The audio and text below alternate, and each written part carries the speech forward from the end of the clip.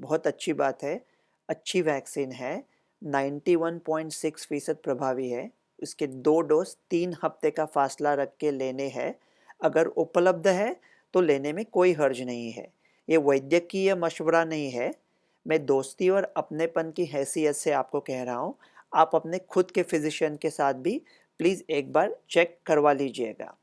क्या इस टीके के साथ भविष्य में कुछ प्रॉब्लम आ सकते हैं जो हमें अभी पता नहीं है? ज़रूर आ सकते हैं। तो बताओ वो क्या है? देखो, मैं फिजिशियन हूँ, दिखने में भी ठीक ठाक हूँ, लेकिन अभी भविष्य में क्या होगा गैस कर सकता हूँ, लेकिन बता तो नहीं सकता। इसीलिए हम वैक्सीन के फेज़ 3 ट्रायल करते हैं। तो अभी ये स्पुतनिक वी क्या है? ये स्पुतनिक वी एग्जैक्टली कोविशील्ड जैसे है, एग्जैक्टली सेम टू सेम। उसमें समानता और विषमता क्या है देख लेंगे। स्पुतनिक वी तो इतनी सिमिलर है कोविशील्ड से, तो मैंने 7-8 महीने पहले एक वीडियो बनाया था। मैं कह रहा था कि शायद रशियन लोगों ने कॉपी ना मार ली हो, ये ऑक्सफोर्ड और सीरम इंस्टीट्यूट जो बना रहा है, लेकिन वो छोड़ दो उसे। सब ये लड़ाई देशों के बीच में है ही नहीं, ये लड़ाई पूरी ह्यूमन रेस और वायरस इन दोनों के बीच में है। तो क्या वायरल वेक्टर, वेक्टर का मतलब क्या होता है? वेक्टर का मतलब एक व्हीकल है। तो कोविशील्ड क्या करता है कि देखो, आप जा रहे हो ताजमहल देखने को आगरा, दिल्ली से, तो और ताजमहल में ये कोविड के एंटीबॉडीज बनेंगे।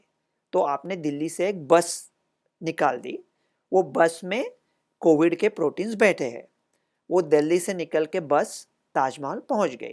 ताजमहल ने एंटीबॉडीज बनाए कोरोना के अगेंस्ट, और बस के अगेंस्ट भी बनाए, तो बस के अगेंस्ट भी एंटीबॉडीज बना दिए। ये कोविशील्ड की बात कर रहा हूँ। दूसरा डोज, दूसरी बस जब निकलेगी दिल्ली से और आगरे की तरफ जा रही है, तो जो पहले डोज में बस के अगेंस्ट एंटीबॉडी बने थे, वो आगरा के चारों ओर मंडरा रहे, और वो बस को आगरा कैंटोनमेंट में ही रोक देंगे, ताजमहल तक पहुंचने ही नहीं देंगे। इसकी वजह से इस टीके का प्रभाव कम होगा। स्पुतनिक वी रशियन वैक्सीन है, सेम टू सेम कॉपी है कोविशील्ड की, सिर्फ एक तब्दीली है, बहुत अच्छी तब्दीली है। उन्होंने क्या किया है, पहला डोज बस से जाता है और दूसरा डोज ट्रेन से जाता है। वो ट्रेन में ड्यूरांटो जो भी कुछ ट्रेन है, वो दिल्ली से आगरा सीधा ताजमहल तक वो ट्रेन पहुंच रही है। इसकी वजह से जो बस के अगेंस्ट एंटीबॉडी बने हैं वो ट्रेन को रोक नहीं पाते।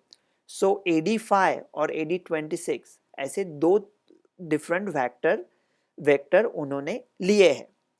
तो अभी जो कोविशील्ड है उसका 2 डोज 4 हफ्ते बाद लिया, तो 4 हफ्ते में ये जो बस की एंटीबॉडीज है वो बस को रोक रही है और प्रभाव कम कर रही है, इसलिए उसका अभाव 55.1% है। लेकिन डरने की कोई बात नहीं है। अगर ये ड्यूरेशन हम लोग 4 हफ्ते से बढ़ा के 12 हफ्ते कर दिया, तो कोविशील्ड का प्रभाव भी ऑलमोस्ट स्पुतनिक वी तक हो जाएगा, 80-85 तक हो जाएगा। लेकिन अभी फिलहाल दोनों की सिमिलैरिटी देख ली जाए, दोनों वायरल वेक्टर है। अगर स्पुतनिक 3 हफ्ते का फासला रख के लेते हैं और कोविशील्ड 4 हफ्ते का फासला लेके रखते हैं, तो कोविशील्ड का प्रभाव है 55.1 और स्पुतनिक का प्रभाव है 91.6। तो इसमें ज़्यादा अच्छा कौन सा है, 55.1 और 91.6? भारत की जो कमेटी है इसके ऊपर फैसला करती है, वो सोच रहे हैं, वो फैसला कर रहे हैं कि 55.1 और 91.6 में कौन सा नंबर बड़ा है। क्या इतनी कठोरता और इतनी उपरोध के साथ उनके बारे में बात करनी चाहिए? ज़रूर करनी चाहिए, वो लोग इसी लायक है। @Dr. Godse Ravi 1, @Dr. Godse Ravi 1 ये मेरा ट्विटर हैंडल है, और इसके ऊपर मैंने कई ट्वीट भेजे हैं। उनमें एक ट्वीट ऐसा था, ये गवर्नमेंट कमेटी को, गवर्नमेंट ने बाकी काम अच्छा किया है, लेकिन इस कमेटी को मैंने एक ट्वीट भेजा था कि अप्रूव फाइजर, मॉडर्ना और whatever vaccines today. This is not a petition to be considered. This is a order. It needs to be followed. हुक्म की तालीमी हो। ये जो आप जनता के सर्वेंट है ना, जनता ने आपको ये हुक्म दिया है, उसके ऊपर अभी अमल होना चाहिए कि ये सब वैक्सीन को जल्दी से जल्दी आप परमिशन दे दो। तो ये रशिया का वैक्सीन का थोड़ा कंट्रोवर्सी हुआ था, क्योंकि अगस्त 11 को पुतिन साहब ने बोल दिया था कि ये अच्छी वैक्सीन है। जैसा थोड़ा कोवैक्सीन के बारे में हुआ कि हमने वो डेटा आने के पहले ही उसके बारे में बात की, तो पूरे दुनिया के साइंटिस्ट थोड़े अचरज में पड़ गए थे कि इसके बारे में अभी क्यों बात कर रहे हैं।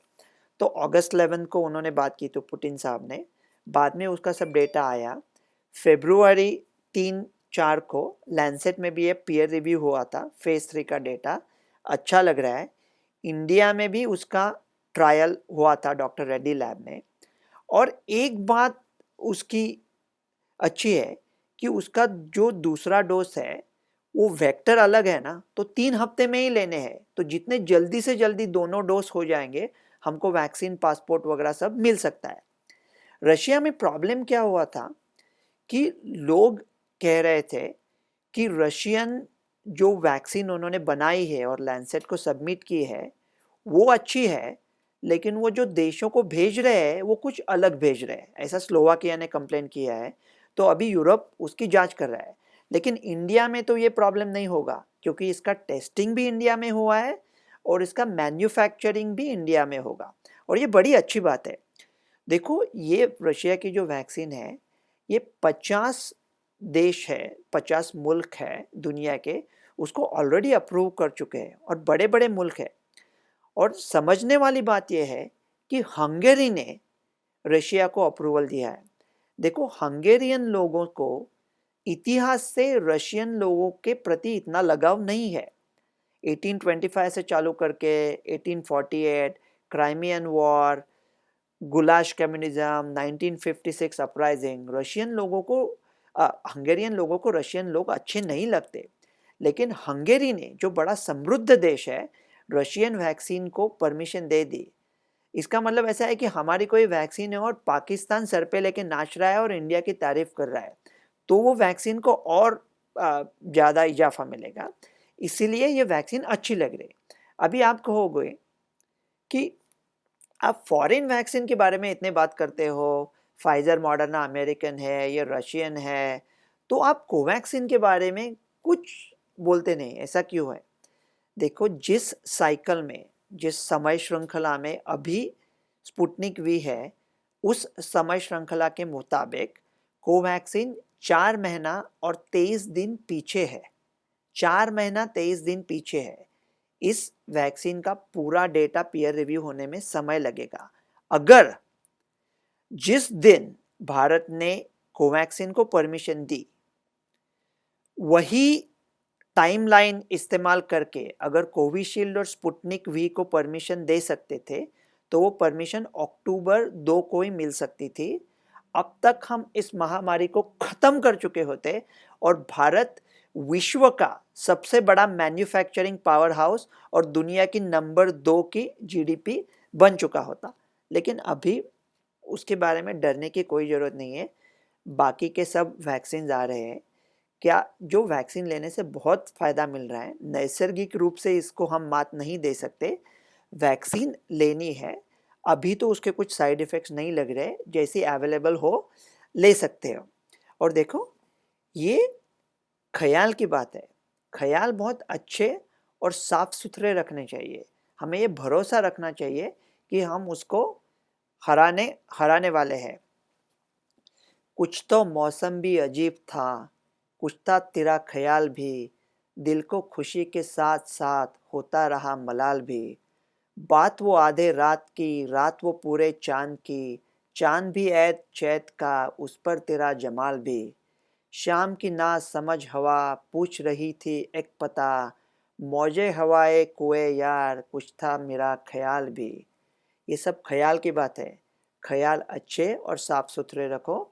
ये महामारी को हम जल्द ही मात कर देंगे। डॉक्टर रवि गोडसे, पेंसिल्वेनिया से।